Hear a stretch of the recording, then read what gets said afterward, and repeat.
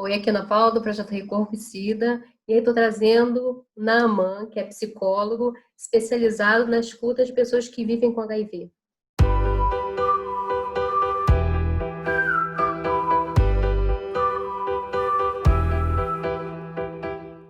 E aí, o que Naaman, obrigada, muito obrigada pela tua participação. E aí, eu queria já começar pedindo que você se apresente e fale já como iniciou, já para ir direto, esse seu processo de escuta de pessoas que vivem com HIV. Tá joia.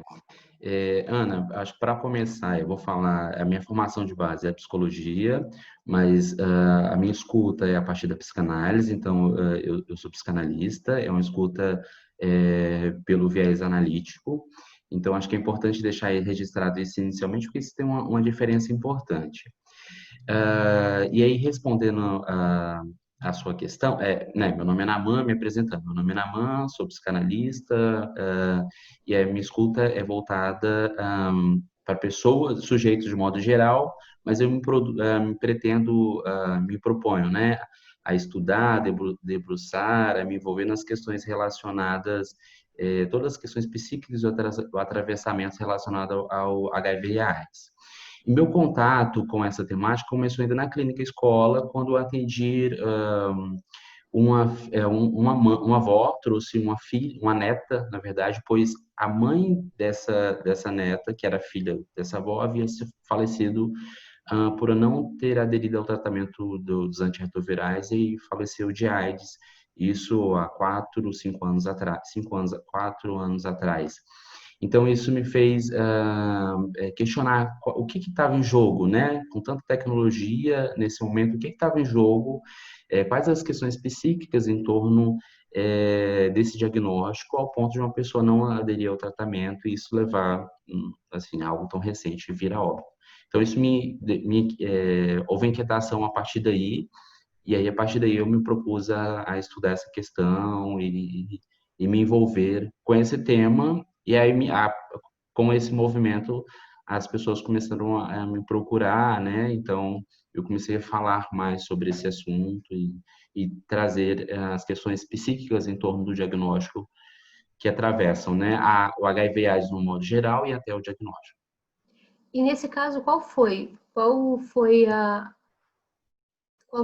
ponto que fez a pessoa abandonar o tratamento, não aderir, não dar continuidade? Então, eu não atendi a pessoa porque a pessoa faleceu, né? O que eu tinha era o relato da família, porque a questão era que a neta dessa senhora, que era filha da pessoa que faleceu, ela inicialmente foi procurar ajuda porque ela tinha entrado em depressão porque a mãe havia falecido. E aí é importante, né, a gente pensar que em relação ao HIV, tem quem vive com HIV e tem todos os seus atravessamentos, mas quem também tem quem convive com HIV, né? Uhum. Essa demanda foi de uma família que conviveu com HIV, né? A avó não tinha, a neta também não, mas o HIV atravessou outras pessoas que não necessariamente quem estava vivendo com vírus, ao ponto de uma pessoa entrar em depressão porque a mãe havia a criança, né, adolescente, entrou em depressão porque a mãe havia vindo a óbito. Nesse caso, eu não tive acesso à pessoa, então não escutei a pessoa, então eu não tenho essa informação. Mas foi a partir disso que me veio a inquietação, né? Eu queria informação sobre a paciente que chegou, era um adolescente, essa mãe angustiada. Agora, para a pessoa que infelizmente veio a óbito, eu não sei o que foi porque eu não a escutei, né? Tem Uhum. suposições, mas não era ela falando, então não dá para afirmar.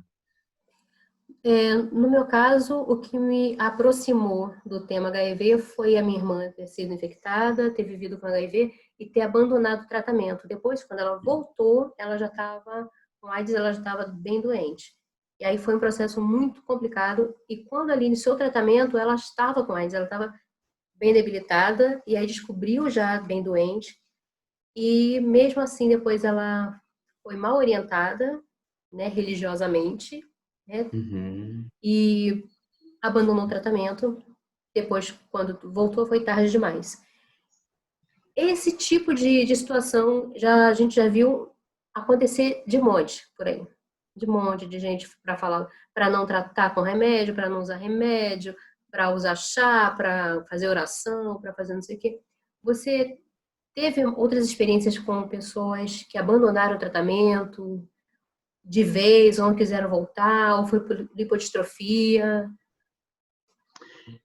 Por incrível que pareça, essa questão é um pouco, eu não diria um abandono por um tempo tão longo, mas é bem recorrente chegar a um tempo onde as pessoas, elas, principalmente no início, onde que ainda está se habituando a tomar a medicação, aquilo está entrando na rotina, então ter uns gaps, né?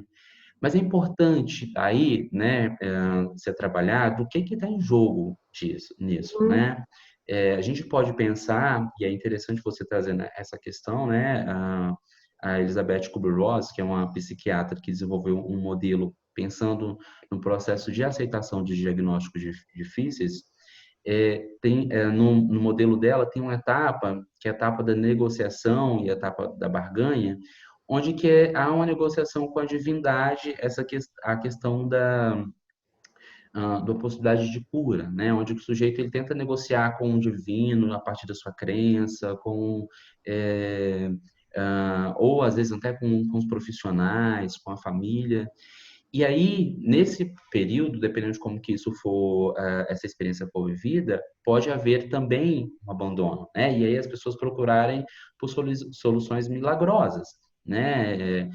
Por promessas, e aí vai por outros tipos de tratamentos, mais voltado por um cunho espiritual, mas isso colocando em risco a saúde da pessoa. Então, uhum, sim, é recorrente uma aproximação da fé nesse período, isso é comum, mas faz parte do processo de aceitação do diagnóstico. O risco é quando algumas pessoas elas não passam dessa etapa, né? Assim, e aí abandonam de vez o tratamento, dependendo de como que estiver a saúde da pessoa, né, vir até a óbito, infelizmente. Então, por isso que é importante a gente estar e falar sobre as questões psíquicas em torno do diagnóstico, porque isso pode ser também uma negação, né? Essa coisa uhum. de procurar no divino pode ser uma forma de não se haver com as questões que estão em jogo, né, após esse diagnóstico positivo. Então essa não é, essa não elaboração, né, ao ponto de chegar do diagnóstico ao ponto de um abandono do tratamento, sim, acontece e está relacionado às questões psíquicas. E que o estigma, ele é tão forte, essa situação da maldição em torno do nome, né, do HIV, que a pessoa, ela fala, se eu tô abençoada, isso não pode estar comigo, né? E existem Uhum. locais que ainda falam assim, você não pode aceitar, você tem que dizer, Deus, eu não aceito. E isso fica, a pessoa entra em negação mesmo, e fala, eu não posso estar passando por isso, porque se eu sou, né, a pessoa entende que ela pode ter qualquer doença. Aham. Mas essa, não, isso eu não posso ter por causa de toda a situação moral que tem por trás do diagnóstico.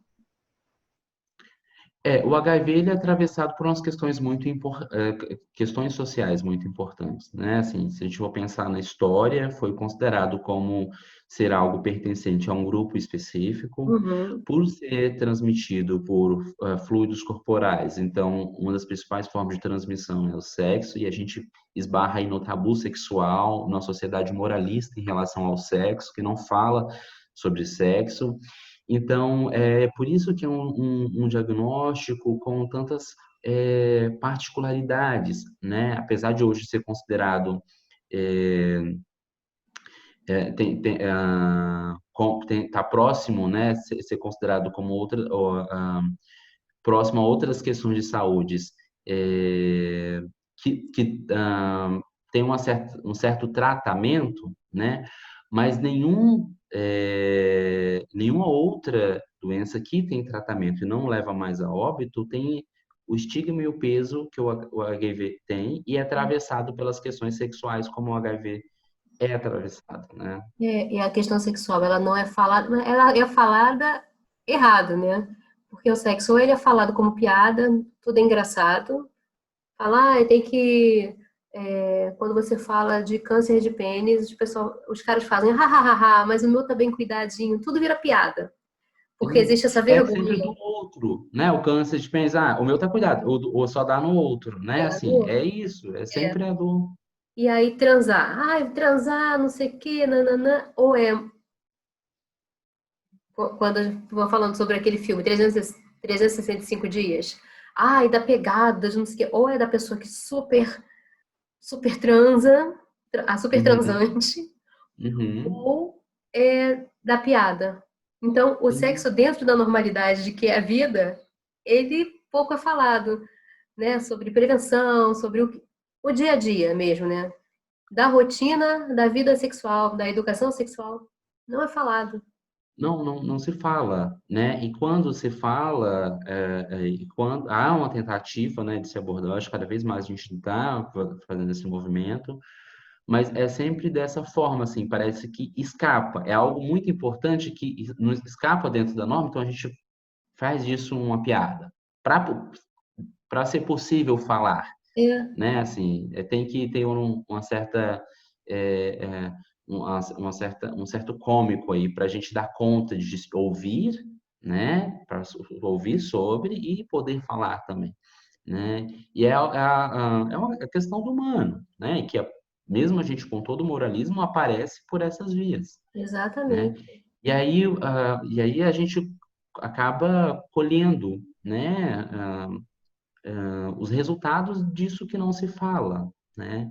Até na questão do HIV, enfim, e aí infinitas questões que também atravessam isso que é da ordem do não dito, né? Do não dito, socialmente falando. Obrigada Sim. e a gente se encontra no próximo. Um beijo. Tchau, tchau.